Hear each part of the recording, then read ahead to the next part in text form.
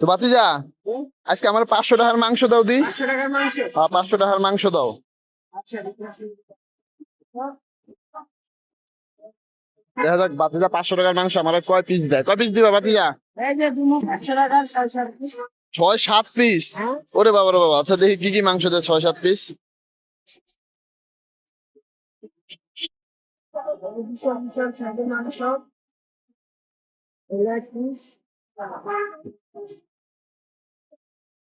এই যে 2 piece. 2 piece দিছে না? এই যে 3 পিস। 3 পিস আরো দিবা? হ্যাঁ আর কি? এই যে 4 পিস। 4 পিস দেয়া লাগছে। দেখা যাক সে কয় পিস দেয়।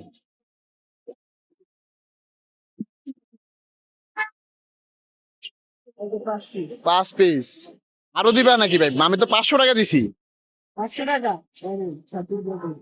6 পিস মাংস 500 টাকা মাত্র। মাংসের সাইজ গুলো দেখেন কি বিগ বিগ সাইজ।